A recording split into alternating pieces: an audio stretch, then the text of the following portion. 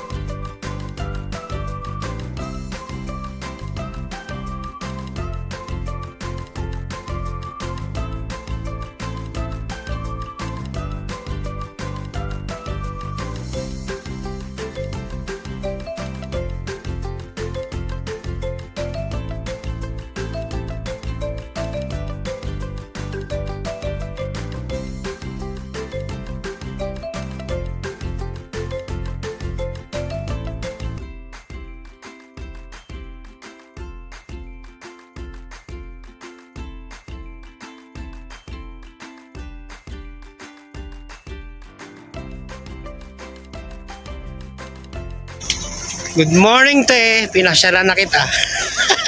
Musta na? Eto, Ano yan? Merienda, almusal, tanghalian. almusal lang po. Alam ko, altanghap na yan eh.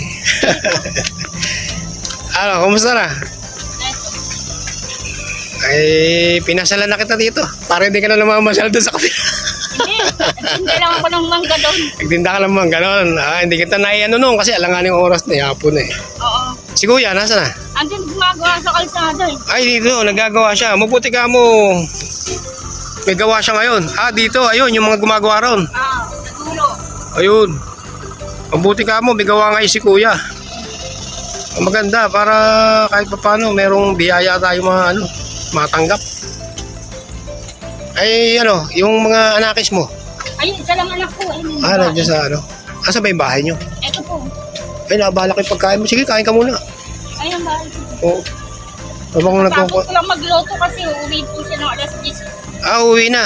Ay, mag-aalas 10 na yata eh. Break time po. Ay, break time. Oo, kakain po sa babalik po. Asa ba rito? Ay, nandito sa bahay na to. Asa may bahay nyo? Yung may block na yon. Oo, kain na natin ko. Bahay ko yun. Ayun, oh. Ang ganda pala yung bahay mo, transparent eh, oh. Walang ilaw. Wala ko ilaw. Solar lang. Okay yan. At least kahit pa paano may ilaw. Yung ibang nga talagang wala eh. Minsan gasera. Gasera minsan. Tinapon ako nangangalakal. Hapon, gabi. Umuwi ako lang sa isla. Alas 6 na. Ay, paghapon. Kasi pagka mainit. Dito kami sa loob na impounding. Diyan sa may na yan. Tampunan. Yung may mga truck doon na nadaanan ko. Papayagan ako. Pinapayagan ka naman doon, mamulot. Okay lang naman pala doon sa kanila eh. Mas maganda. Hindi ka nalalayo. Hindi na. Oo, diyan ka lang. Araw ka lang yan. Aalisin na rin dyan. Lilipat na rin sa Tanay na rin. Tanay na. Hindi wala nang dyan. Yan. Minsan sa munisipyo. Umuwi ako ay alas 7 ng gabi. Alas 7 na ng gabi. Di hapon. Hapon ka mag-uumpisa, mga alas 2, gano'n. Oo, naka-6 na sako na ako man. Ayun. Mabuti ka mo, marami na. 6 na sako. Wala na dyan, sa munisipyo lang na uli ako. Paano yun? Isang gabi, 6 na sako na kukuha mo. Hindi mas maganda, mas marami. Sinusundo ako ng asawa ko. Sinusundo ka na. Siyempre, sa dami ba naman yan? Pasampasan mo lahat yung 6 na sako. Ang hirap yata nung 6 na sako. Pagkagaang naman lang yung piti lang yun. Oo. Kasi bakit lang. Oo. Wala kami ulam namin.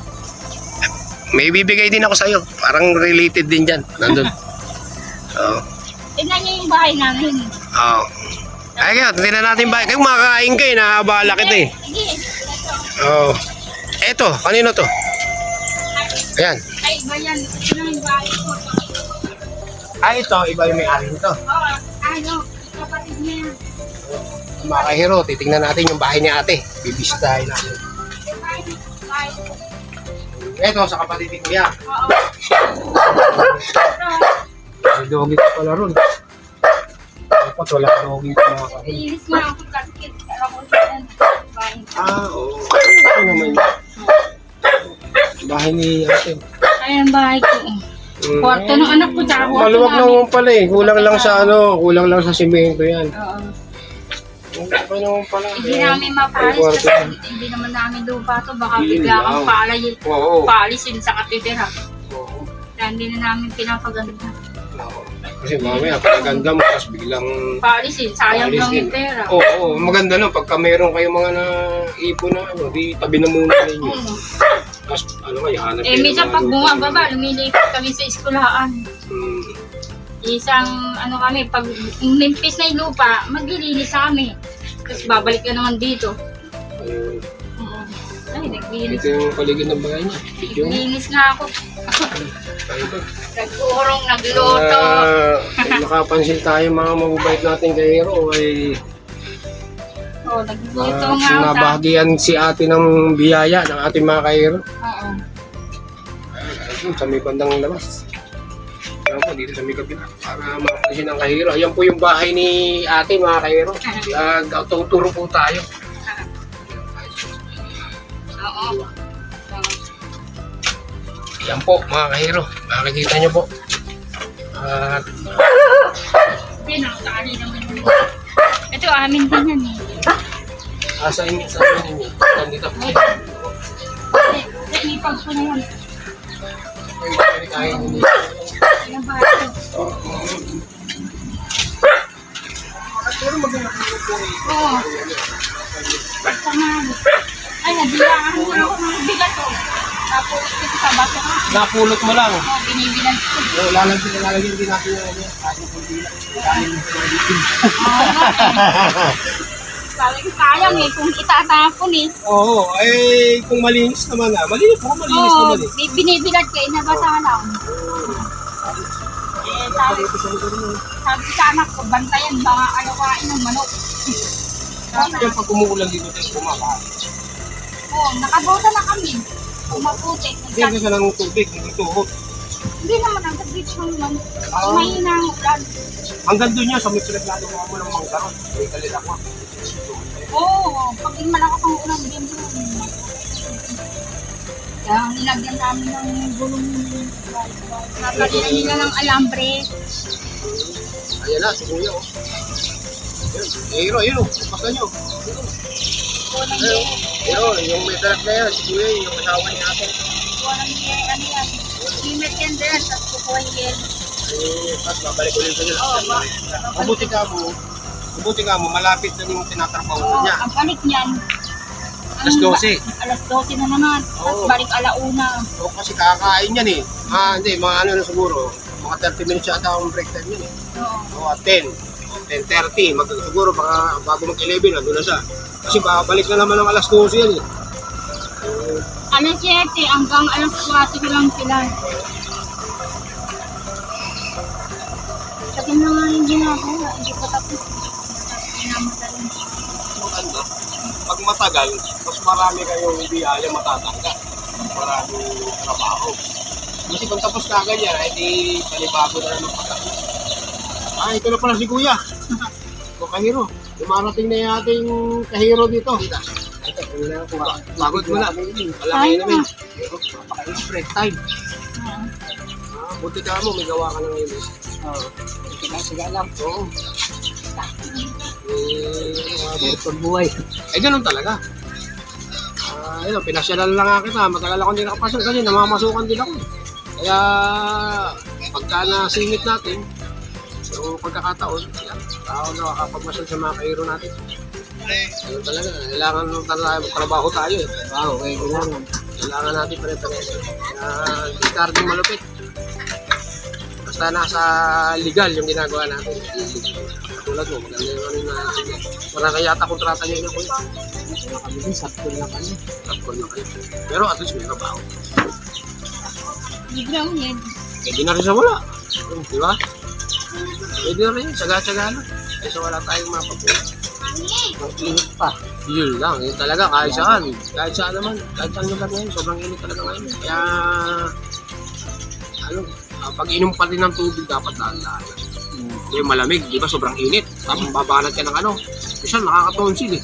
Sama lang yun. Sa lalamunan, tapos yung mga ugat-ugat pala natin, may naano ko na doktor na panood. Advice niya, wag daw uminom kasi may maliliit daw tayong ugat sa mga ating mga pagkainom daw natin. Oo, sa bandang batok. Yan eh, parang baso ba, mainit, tapos malamig. Wala, paano pa kaya katawan natin, malambot lang ito eh. Yung baso nga, pumuputok eh. Kaya ano tayo, ingat-ingat tayo sa pag-inom ng malamig. Okay din naman. Pero kapag ka sobrang init, iniinom ko mga warm water na lang, natural water. Kasi pag umiinom ko, na-observa ako ng sobrang lamig. Binabalisaw-saw ako. O kasi di ba parang mainit, sobrang init. Malamig. Oo, tapos biglang lamig, sakit sa... Sige, kuya. Pahinga ka muna dyan, mag-relax ka muna dyan. Saka dadaan. Hindi naman dito. Maiikotan tayo. Oo, pwede naman dumaan dito. Pwede naman para makita ko sa camera, para mali mo, ikaw pala yung hinahanap namin para sumikat yung video natin. Ano ba yung anak mo? Hindi po ibag ko yan. Ay, pag Yung asawa niya, kapatid na. sayang, hindi dumaan sa camera. Baka sakaling ito yung maging susunod na artista natin. Asawa niya, saka asawa ko magkapatid kaya mag-iipag. Ay, oo. Ay,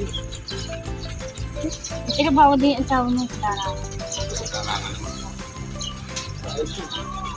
Dito, isa ng project dito ginagawa. Ito, ate, kami bago ako umalis, ay babahagyan kita ng konting biyaya. Ito rin yung nakayanan ng kahiro natin sa ngayon, ate, tanggapin mo to. At sa ibang pagkakataon ay give niya katawali. Ako yung patawal ng pasyon dito.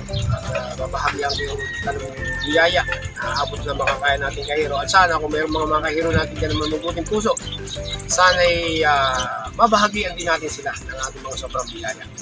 Kaya sa susunod mga kahiro, maraming salamat at sa susunod na video natin ay samahan nyo ako sa ibang natin pupuntahan ng mga kahiro natin na dapat natin tulungan. Maraming salamat mga kahiro.